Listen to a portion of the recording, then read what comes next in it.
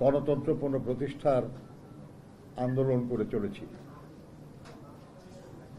এবং এই লড়াই চালাতে গিয়ে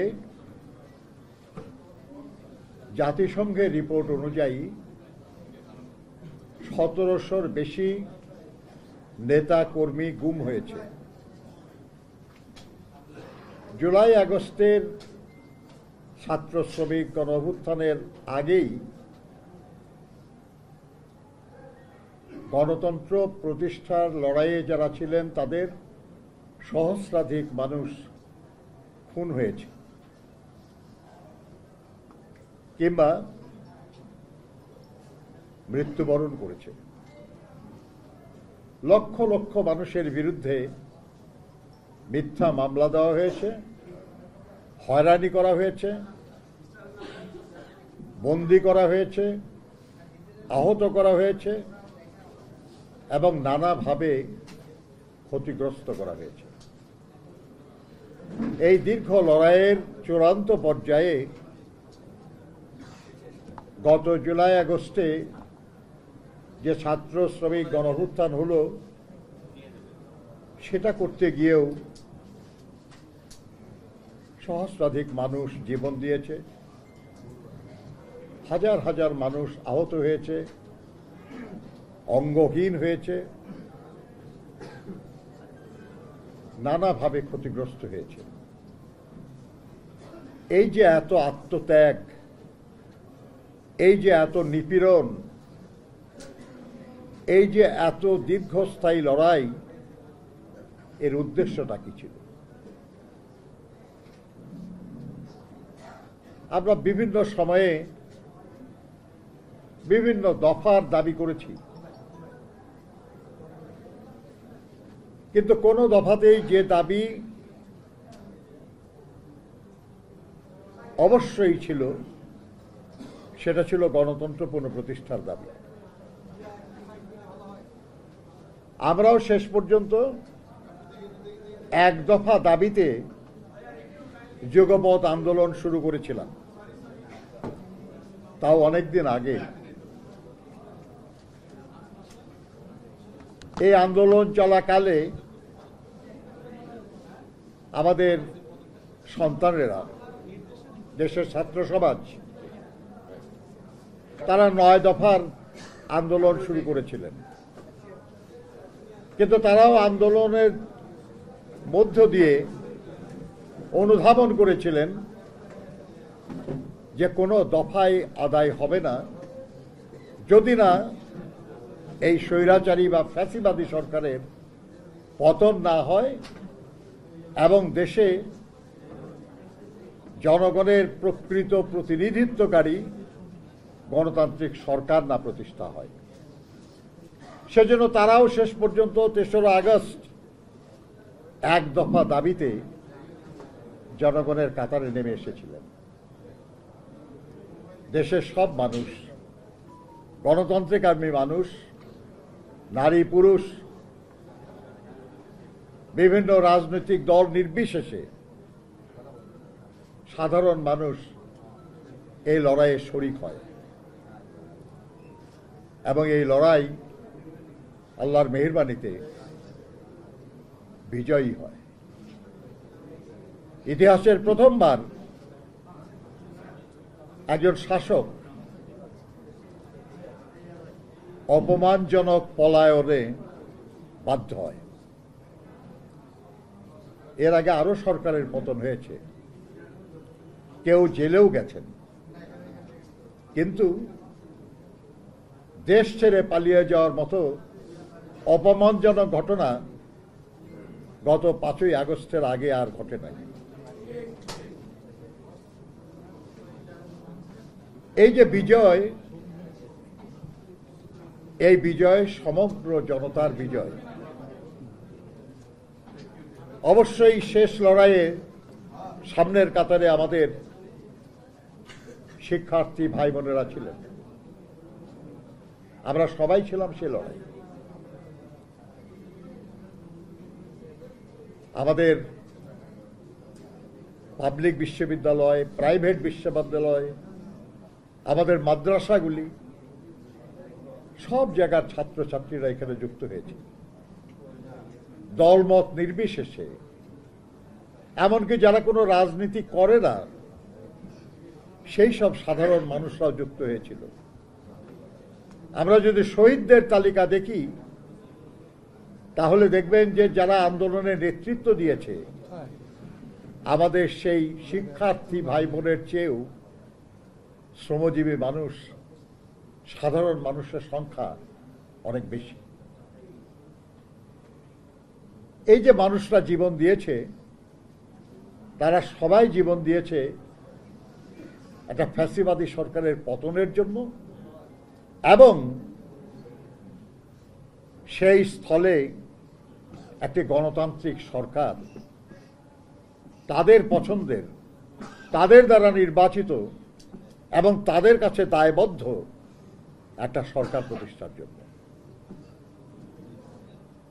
এই লড়াইয়ের প্রথম অংশের বিজয় হয়েছে, ফ্যাসিবাদের পতন হয়েছে, ফ্যাসিবাদী শক্তি পরাজিত হয়েছে।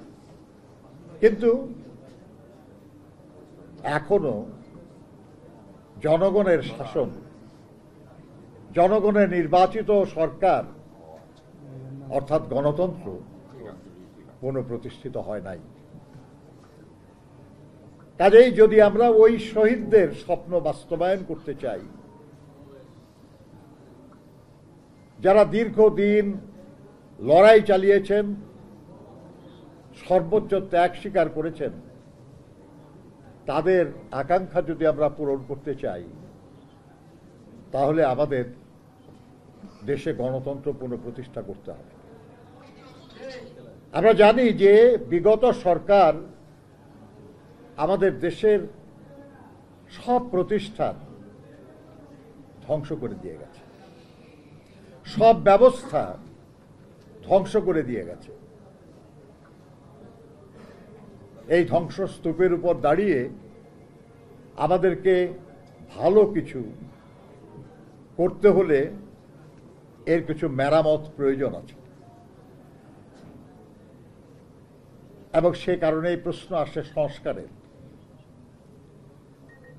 আপনারা জানেন যে যখন বাংলাদেশে অন্য কেউ সংস্কারের কোনো দাবি করে নাই, কোনো প্রস্তাব দেয় নাই, তখন 2017 সালে দেশনেত্রী বেগম খালেদা জিয়া ভীষণ 2030 একটা প্রস্তাবনা জাতির সামনে উপস্থাপন করেছিলেন। সেখানে অনেক সংস্কার প্রস্তাব ছিল। এরপরে 2022 সালে বিএনপির চেয়ারপারসন জনাব তারেক রহমান সাহেব বিএনপির পক্ষ থেকে একটা 27 দফা রাষ্ট্র সংস্কার কর্মসূচি উপস্থাপন করেছিলেন। যখন আমরা যুগপৎ আন্দোলনে রত, তখন সিদ্ধান্ত হয়েছিল যে শুধু বিএনপি না, এই আন্দোলনে যারা রত আছেন আমরা সবাই আলোচনা করে একটা সংস্কার প্রস্তাব জাতির সামনে উপস্থাপন করব, এবং এখানে যারা আছেন বারোদলীয় যত নেতৃবৃন্দ এবং অন্যান্য যারা আন্দোলনে রত ছিলেন তাদের সবার সঙ্গে দীর্ঘ আলোচনা পর্যালোচনা করে সকলের সম্মতিতে আমরা রাষ্ট্র কাঠামো মেরামতের 31 দফা কর্মসূচি ঘোষণা করেছিলাম। এটা 2023 সালের জুলাই মাস, 13ই জুলাই, 23 সালের 13ই জুলাই, অর্থাৎ 24 সালের জুলাই আগস্টের আন্দোলনেরও 1 বছর আগে। এবং সেখানে যেসব সংস্কার প্রস্তাব করা হয়েছিল, আজ পর্যন্ত এই নতুন সরকার, অন্তর্বর্তীকালীন সরকারও যেসব সংস্কার প্রস্তাব করেছেন তার কোনোটাই ওই রাষ্ট্র কাঠামো মেরামতের 31 দফার বাইরে না, সবগুলি তার মধ্যেই। বরঞ্চ 31 দফার এর বাইরেও আরো কিছু সংস্কার প্রস্তাব আছে, যেগুলেন আমরা এইসব দলগুলি যারা আছি আমরা এটা দাবি আকারে উত্থাপন করি নাই, আমরা এটা আমাদের প্রতিশ্রুতি আকারে উত্থাপন করেছিলাম। আমরা এগুলোকে ন্যায্য মনে করে এই দাবি, এই কথাগুলি বলেছিলাম। এর ভাষায় দাবি ছিল না যে এটা করতে হবে, বলা ছিল এটা করা দরকার। কাজে এটা এক ধরনের প্রতিশ্রুতি আমাদের, যে আল্লাহর মেহেরবানিতে জনগণের সমর্থনে যদি আমরা রাষ্ট্র পরিচালনার দায়িত্ব পাই, তাহলে কোনো সংস্কার কমিশন, অন্য কোনো সংস্কার প্রস্তাব যদি নাও থাকে, তাহলে আমরা সেই 31 দফা বাস্তবায়ন করব ইনশাল্লাহ। এটাই ছিল আমাদের ঘোষণা। কাজেই যদি কেউ বলে বিএনপি কিংবা 12 দলীয় জোট কিংবা সমমনা জোট কিংবা অন্যান্য যারা আন্দোলনে ছিলাম আমরা, তারা কেউ সংস্কারের বিপক্ষে বা সংস্কার চায় না, তারা মিথ্যা বলে, তারা মতলবী কথা বলে। কারণ তারা তো কেউ চায়নি এগুলা। আমরা বলেছি যে প্রধানমন্ত্রী পদে পর 2 বারের বেশি কেউ থাকতে পারবে না। এর আগে আর কেউ প্রধানমন্ত্রী পদে 2 বারের বেশি থাকতে পারবে না এমন কোন প্রস্তাব কেউ দিয়েছে আপনাদের স্মরণ পড়ে? আমরা দ্বিকক্ষ বিশিষ্ট পার্লামেন্টের কথা বলেছি, উচ্চসভার কথা বলেছি। আমাদের আগে আর কেউ বলেছে মনে পড়ে আপনাদের? আমরা ক্ষমতার ভারসাম্য আনার জন্য বলেছি। আমরা শুধু রাষ্ট্রপতি আর প্রধানমন্ত্রীর মধ্যে না, আমরা বলছি রাষ্ট্রপতি, প্রধানমন্ত্রী, আইনসভা, প্রশাসন এবং মন্ত্রীদের মধ্যে ভারসাম্য আনার কথা বলেছি আমরা। কারণ আমরা চেয়েছি রাষ্ট্রটা ভালো চলুক, এখানে কেউ যেন এত বেশি ক্ষমতার অধিকারী না হয় যাতে জনগণ ক্ষতিগ্রস্ত হয়। কাজে একটা জিনিস পরিষ্কার, যে বিএনপি বা 12 দলীয় জোট বা আন্দোলনে রত যারা ছিলাম আমরা কেউ সংস্কারের বিপক্ষে নই। কিন্তু আমরা যেটা বলি সেটা হলো যে কোনো এক সরকারের পক্ষে কিংবা কোনো একবারে কখনো সব সংস্কার করা সম্ভব না। আমি ঐকমত্য কমিশনের মিটিংয়ে বলেছিলাম যে সংস্কার এমন একটা ধারাবাহিক অনিবার্য বাস্তবতা, যেটা কেউ না চাইলেও তাকে করতে হবে, করতেই হবে। যেমন ধরেন, আপনি যদি গ্রাম থেকে ঢাকায় এসছেন, আপনি একটা ছোট্ট রুম ভাড়া নিয়ে আপনি থাকেন, আপনি যেভাবে রুমটা গোছায় রাখছেন, কালকে যখন আপনি বিয়ে করবেন, আপনার ঘরে আপনার স্ত্রী আসবে, আপনার রুম কি ওইভাবে থাকবে? বদলে যাবে না? তারপর যখন আপনার একজন সন্তান হবে, তখন কি ওইভাবেই থাকবে না কিছু পরিবর্তন করতে হবে? সন্তান যখন বড় হবে তখন আবার পরিবর্তন করতে হবে না? তারপর যখন সন্তানের বিয়ে শাদী হবে তখন পরিবর্তন লাগবে না? এটা অনিবার্য পরিবর্তন।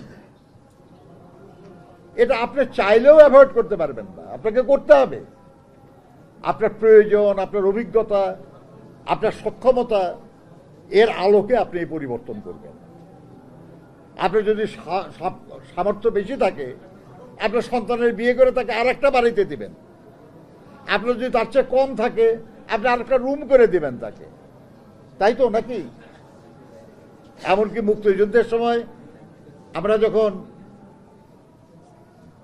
ইন্ডিয়ার বিভিন্ন শরণার্থী শিবিরে গেছি, আমরা দেখেছি যে একটা রুমের মধ্যে একটা পরিবার থাকছে, সেখানে স্বামী স্ত্রী আছে, তার মেয়ে জামাই আছে, বা ছেলের বউ আছে। তারা ওই রুমের মধ্যেই একটা দড়ি টানায় একটা পর্দা করে নিচ্ছে। অর্থাৎ প্রয়োজনের জন্য এই পর্দা এবং তার সক্ষমতার অভাবের জন্য এই পর্দা।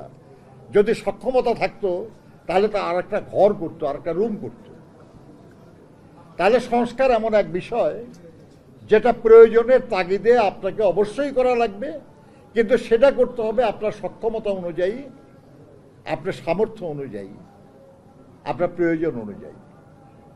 আমরা বলেছি যে বেশ কিছু সংস্কার আছে যেটা সংবিধানের সঙ্গে সংশ্লিষ্ট, সংবিধান পরিবর্তন ছাড়া হবে না। আর এই সরকারের পক্ষে সংবিধান পরিবর্তনের কোনো সুযোগ নাই। হয় দেশে সামরিক শাসন জারি করে সংবিধান স্থগিত করতে হবে, তাহলে আপনি অধ্যাদেশের মাধ্যমে সংবিধান পরিবর্তন করতে পারবেন, আর না হলে আপনার সংবিধান পরিবর্তনের জন্য পরবর্তী সংসদের জন্য অপেক্ষা করতে হবে। তা আমরা বলেছি এটা ছাড়া আর যেসব পরিবর্তন বিটুইন টু পার্লামেন্টস, দুইটা সংসদের মাঝে রাষ্ট্রপতি অধ্যাদেশের মাধ্যমে করতে পারে, আমরা যেসব ব্যাপারে একমত হব সেই সব ব্যাপারে যেগুলো অধ্যাদেশের মাধ্যমে করা যায় করে ফেলেন আপনারা। আর যেটা করা যাবে না, আমরা একমত হব, সেগুলো একটা সনদ আকারে লিপিবদ্ধ হোক, আমরা সবাই সেখানে দস্তখত করব এবং আমরা সবাই প্রতিশ্রুতিবদ্ধ হব যে আগামী নির্বাচনে আল্লাহর মেহেরবানিতে যারাই দায়িত্বে যাক, যারাই মেজরিটি হোক বা মাইনরিটি হোক, যাই হোক, যারা যারা আমরা দস্তখত করব, আমরা সবাই একমত হয়ে সংসদে সেটা অনুমোদন করব। কোনো সমস্যা আছে? আর এখন বলেন, নির্বাচন কমিশন বলছে তারা জুন মাসের মধ্যে নির্বাচন করার জন্য প্রস্তুত হয়ে যাবে, প্রকাশ্যে বলেছে, এটা প্রেসে আসছে, আপনারা পড়েছেন নিশ্চয়ই। গতকালও ঐক্যমত্য কমিশনের যিনি ভাইস চেয়ারম্যান আলী রিয়াজ সাহেব, উনি বলেছেন যে আমাদের আলোচনা প্রায় শেষ, আমরা এই মাসের মধ্যেই দ্বিতীয় পর্যায়ে আলোচনায় যাব। অর্থাৎ সেটা কি, যে যেসব বিষয়ে আমরা একমত হলাম এটার একটা তালিকাবদ্ধ করা, যদি আরো কিছু করা যায় একমত, সেটা করা করে একটা সনদ তৈরি করা, যাতে করে সেখানে সবাই দস্তখত করতে পারে।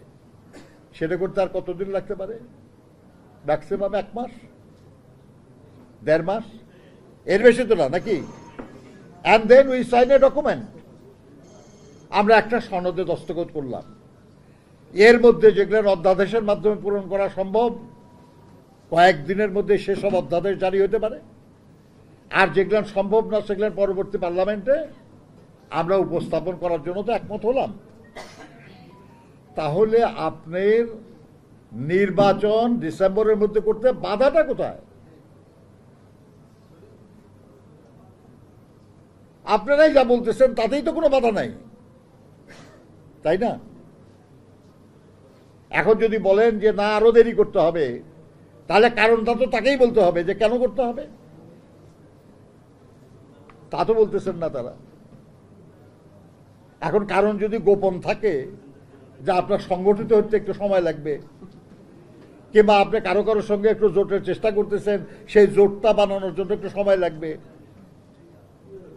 এই ভাই, আপনি ক্ষমতায় যাওয়ার স্বার্থে আপনি সংগঠিত হওয়া বা আপনার জোট বানানো ইত্যাদি করার জন্য যে সময়, ওইটা নেওয়ার জন্য গত 17 বছর ধরে যারা তার গণতান্ত্রিক অধিকার প্রয়োগের অধিকার থেকে বঞ্চিত হয়ে আছে, আবার যে তরুণ প্রজন্ম আজ পর্যন্ত ভোটই দিতে পারে নাই, এবং দেশে একটা নির্বাচিত সরকার কায়েম হওয়ার মাধ্যমে দেশের রাজনীতি, দেশের অর্থনীতি, যে সমাজ আরো সংগঠিত এবং সক্ষম হওয়ার যে সুযোগ, সেটা থেকে বঞ্চিত রাখবেন? এটা কি যুক্তিসঙ্গত? বন্ধুরা আবার আমরা পরিষ্কার বলতে চাই যেটা, সেটা হলো যে অবশ্যই আমরা সংস্কার চাই। যেসব সংস্কার প্রয়োজন, যেসব সংস্কার সম্ভব, যেসব সংস্কার ছাড়া একটা সুষ্ঠু, অবাধ, নিরপেক্ষ নির্বাচন সম্ভব না, এ সবগুলি নিয়ে আমরা করতে চাই। আমরা এটাও চাই যে যত দ্রুত সম্ভব জনগণের ক্ষমতা জনগণের হাতে ফিরিয়ে দেওয়া, যাতে করে এমন একটা সরকার প্রতিষ্ঠা হয় যে সরকার জনগণের ভোটে নির্বাচিত হবে, জনগণের কাছে দায়বদ্ধ থাকবে এবং জনগণকে জবাবদিহিতা করতে বাধ্য থাকবে। আমি মনে করি আমাদের এই আকাঙ্ক্ষায় কোনো ত্রুটি নাই, এই আকাঙ্ক্ষা ন্যায্য। কেউ কেউ প্রচারের চেষ্টা করছে যে আমরা নাকি আওয়ামী লীগকে পুনর্বাসন করতে চাই। আচ্ছা ভাবেন একবার, যেই দলটা, যে দলের সরকারটা সবচেয়ে বেশি নির্যাতন করেছে বিএনপিকে, সবচেয়ে বেশি বিএনপির নেতা কর্মীকে গুম করেছে, খুন করেছে, বিএনপির চেয়ারপারসন রেশাদ বেগম খালেদা জিয়াকে একটা মিথ্যা অভিযোগে 6টা বছর কারারুদ্ধ করে রেখেছে, ভারপ্রাপ্ত চেয়ারম্যান জনাব তারেক রহমানকে দেশে আসার পথে বাধার সৃষ্টি করেছে, তাকে পঙ্গু করে ফেলা হয়েছিল, তার ভাই মালয়েশিয়ায় প্র্যাকটিক্যালি বিনা চিকিৎসায় মারা গেছে, মাকে বা ভাইকে শেষবার দেখতে পারে নাই, তার জানাজাতেও তারেক সাহেব আসতে পারে নাই। বিএনপির মহাসচিব সহ এমন কোন নেতা আছে যার বিরুদ্ধে অন্তত 50টা মামলা নাই? আমাদের হাবিবুন নবী সোহেলের বিরুদ্ধে 400-র বেশি মামলা। 5 তারিখে তো আমি নিজেও জেলখানায় ছিলাম, এই উদাহরণ, আমরা জেলখানায় ছিলাম। আমাকে যখন বাসা থেকে নিয়ে যায়, আমার স্ত্রী তখন দারুণ অসুস্থ, তাকে অক্সিজেন দিয়ে রাখা হয়েছে, নার্স বাসায় তার সঙ্গে, সে অবস্থায় গ্রেপ্তার করে নিয়ে যায়, ডিবিতে ফ্লোরে ফালায় রাখছে ময়লা কম্বলের উপর। আর আমাদের কথা বলেন, আমরা আওয়ামী লীগের পুনর্বাসন যাবো, আওয়ামী লীগের পক্ষে থাকবো, এই ফাজলেমের কোনো মানে হয়? এটা কি সম্ভব? এটা আমরা বেঁচে থাকতে আওয়ামী লীগের সঙ্গে আপোষ কেউ করবে? আরে আমরা তো নাই, অন্য কেউ করতে গেলে তাকে পর্যন্ত আমরা বাধা দেব। এইসব ফাজলামি করার কোনো মানে হয় না। আমাদের আছে কিছু কিছু লোক নিজেদের বুদ্ধিমান দাবি করেন, কিন্তু তাদের বুদ্ধি কারো পক্ষে বা কারো বিপক্ষে যখন যায় তখন আর বুদ্ধিমান সঠিক থাকে না। কারণ আপনার বুদ্ধি আছে, কিন্তু আপনার বুদ্ধি কোনো একটা উদ্দেশ্য পূরণের জন্য যখন আপনি কাজে লাগান, তখন আপনার এই বুদ্ধি আর সঠিক বুদ্ধি থাকে না। আল্লাহ যাদেরকে বুদ্ধি দিচ্ছে তাদের উচিত বুদ্ধিটা সঠিক পথে কাজে লাগানো, কারো পক্ষে বা কারো বিপক্ষে না।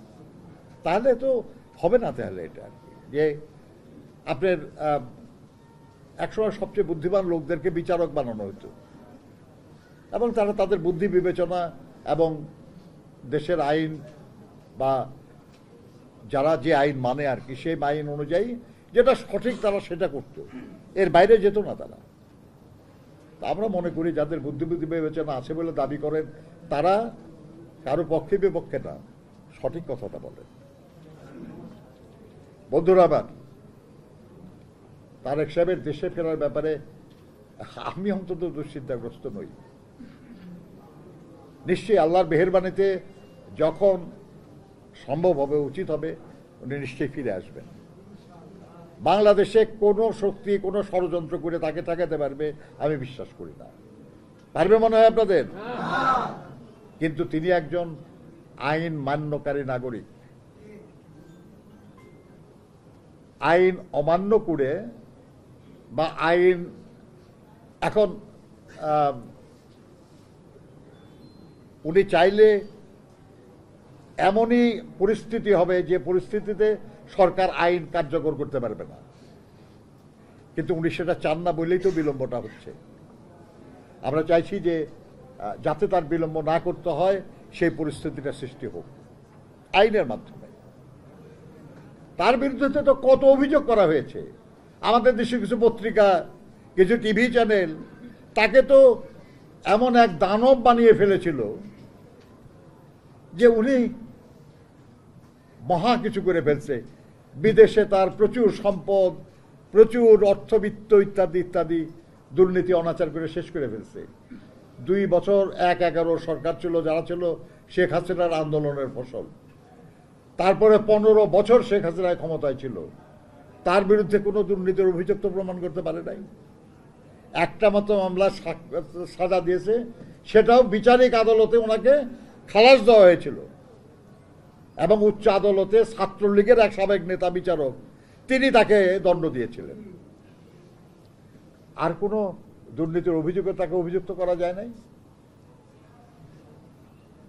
তো তাহলে তার বিরুদ্ধে যে অভিযোগ, এগুলো অভিযোগ প্রমাণিত হলো না। আর এত বছরে প্রমাণিত হয় নাই এমন বিরুদ্ধের সরকার ক্ষমতায় থাকার পরেও, তারপরেও কি এই অভিযোগ আর টেকে? এই অভিযোগ তো টেকে না। এই অভিযোগ মিথ্যা ছিল, এটা তো প্রমাণ হয়েছে। আর যে লড়াইটা হলো, যে লড়াইয়ের মাধ্যমে আমরা শেষ পর্যন্ত বিজয়ী হলাম, এই পুরা লড়াইয়ে তার অংশগ্রহণ ছিল অত্যন্ত শক্তিশালী, এবং শেষ দিকে লড়াইয়ে নেতৃত্ব তিনি দিয়েছেন। তার অবদান এমনকি ছাত্র আন্দোলনে যারা আছে তারাও স্বীকার করে। যারা ছাত্র আন্দোলনের নেতৃত্ব দিয়েছে তারাও দেশনেত্রী বেগম খালেদা জিয়ার যে সাহসিকতা, রাজনৈতিক দৃঢ়তা, এর জন্য তাকে শ্রদ্ধা জানিয়েছে। কাজেই সেরকম মানুষ তারা বাংলাদেশের রাজনীতিতে গুরুত্বপূর্ণ ভূমিকা পালন করুক, এটাই জনগণের প্রত্যাশা। আমরা আশা করি সেই প্রত্যাশা আল্লাহ পূরণ করবেন। আমি 12 দলীয় জোটকে ধন্যবাদ জানাই যে তারা এই অনুষ্ঠান আয়োজন করেছেন, এবং আপনারা যারা উপস্থিত হয়েছেন আপনাদের সবাইকে ধন্যবাদ জানাই।